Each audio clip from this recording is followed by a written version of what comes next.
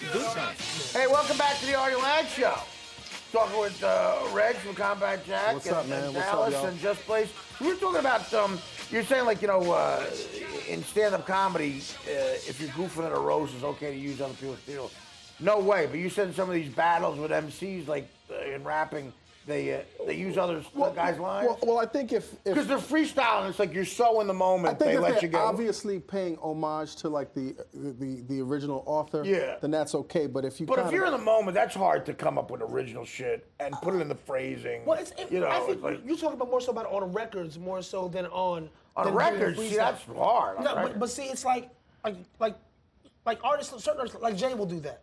Yeah. But when Jay does it, it's obviously an homage to Biggie Smalls or something. Exactly. Yeah. As opposed to like, oh, I just made this up and I'm just gonna say somebody else's line as if I just made it up. Right. You didn't make that up. You clearly up. didn't. Wow, okay, so yeah, it's that sucks. It's kind of like the same type But with of thing. stand-up, I feel like with stand-up, there's like, I don't want to see somebody out there and do Richard Pryor's jokes. It's taking money out of you. Here's the thing: it's currency. Your jokes when you're a stand-up comic. Right. It's literally stealing money. It's taking like you just said something. Patrice O'Neal was a friend of mine. There's some dude on YouTube. As brilliant as a comic gets, died young from stroke.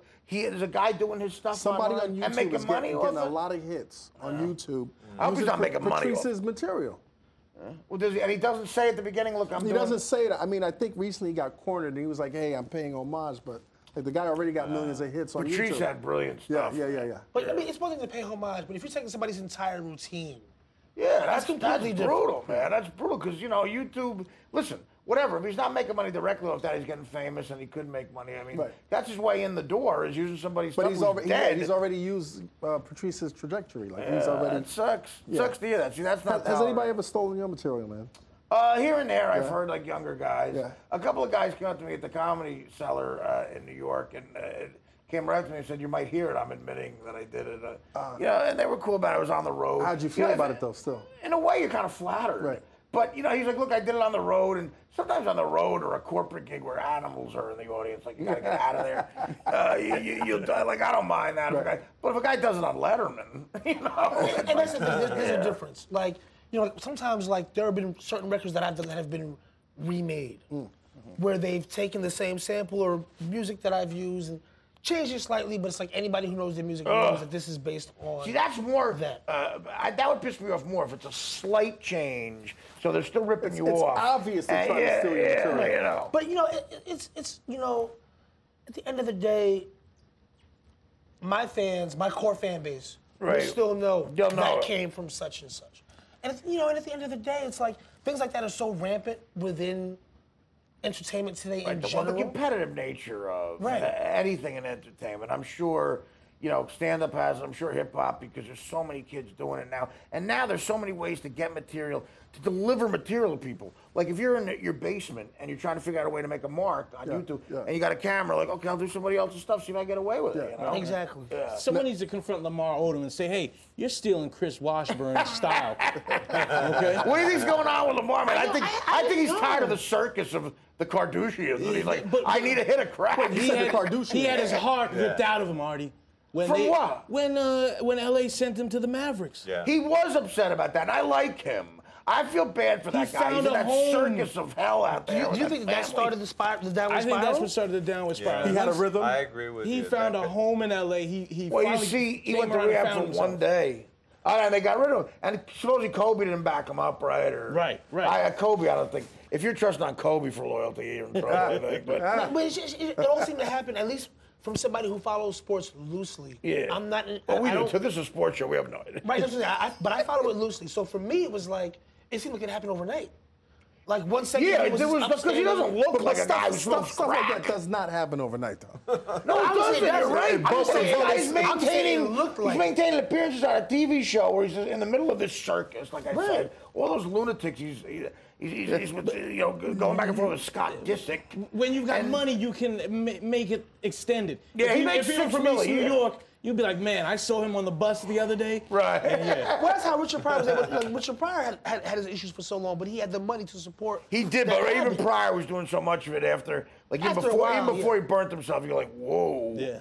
I've always like there's pictures of me, guys. See if you can pull up that picture of me at the book signing. Like you'll see, this is me 5 years ago at a book signing, if we could find it, and you look and go, God, Artie's got some troubles. Your eyes rolling back into your head? Well, there was that, but I was on Stern, the biggest radio show on the planet, 20 million people falling asleep while we're talking to Kathy Griffin during it. You know, that's crazy. If you didn't have an 8-ball next to you at the book signing, then you weren't that.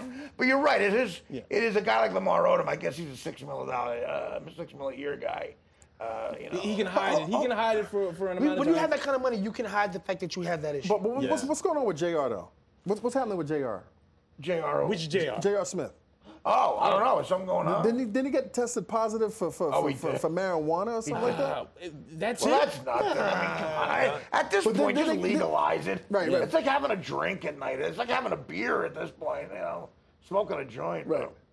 I know, JR's a guy with that amount of player. tattoos, and it's only marijuana? JR's a good player, but, you know, he does seem like... He held it down for New York. I mean, that is what it is. Well, here's the thing about you know, the Knicks and stuff right now.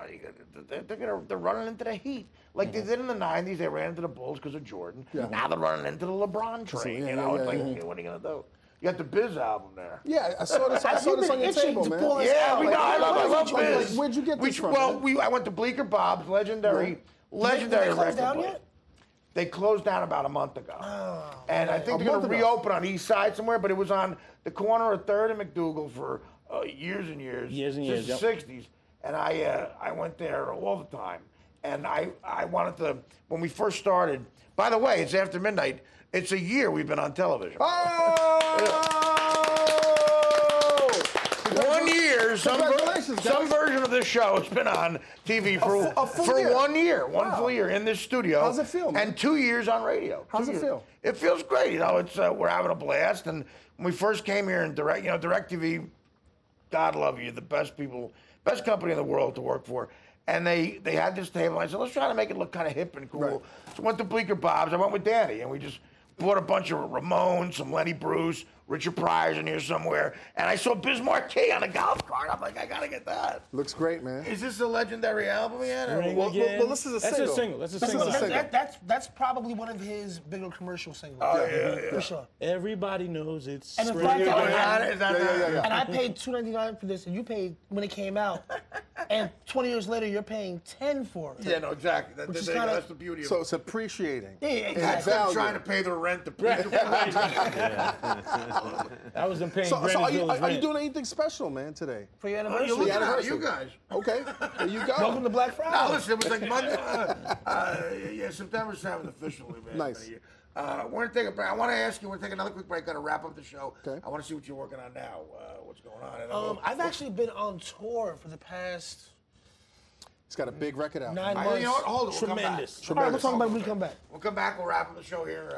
What we got going on now, the Artie Lange. Ladies and gentlemen, we're back. Oh. I had to go rock and roll glasses for this last segment. So, Just Blaze, what are you working on now? You say you tour as a DJ, too. That must be fun. Yeah, I put out a record back in January called I'm Higher by myself and Bauer, the guy who did the Harlem Shake record that went nuts all over the world. Viral. Yes, featuring... Viral, that's the word we need viral. nowadays. Yeah. Viral equals money. Yeah. Yes, featuring Jay-Z as well. That helps too. Yeah, that definitely helps. But it was funny because we kind of did the record to promote a show. We did it just for fun, basically. Cool. And because we were gonna play like 2 or 3 shows locally. And once we put that record out, and that record also went viral. Yeah. We ended up turning what was gonna be originally 2 or 3 shows into a 26 city tour. Wow. Throughout North America. 26 cities. Yes, oh, and then in the midst of that tour, Harlem Shake went viral. Mm-hmm. So then there's our show. Harlem Shake, right? Is that the one that goes? Con los terroristas. Oh yeah. See, that's what I've heard of. Yeah. So, but I mean, this is also not a hip hop record per se. It's part of the EDM. The new electronic. Right. Exactly. It's what's going on. So what's going on. What happened was our shows went from selling well to selling out to overselling.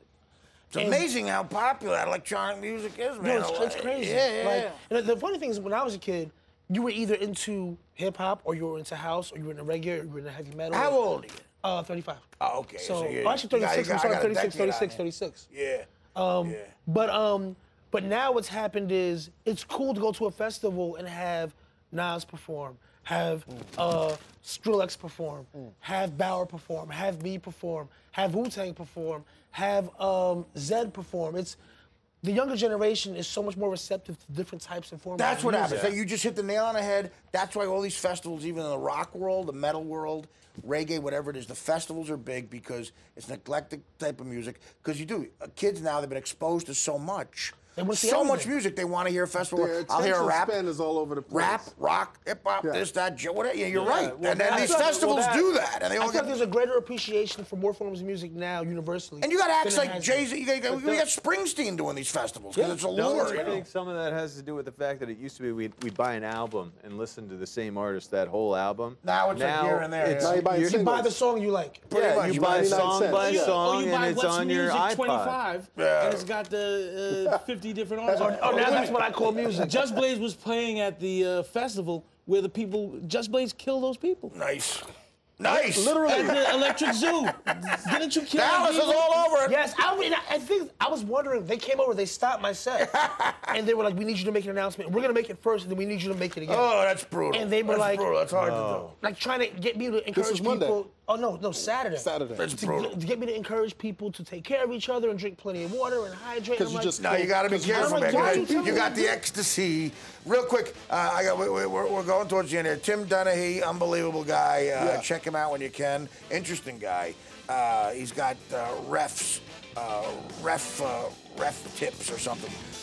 Jamie McClain Band, Vinny Pastore, and Reggie, Combat Jack, Ossie Dallas, Just Blaze.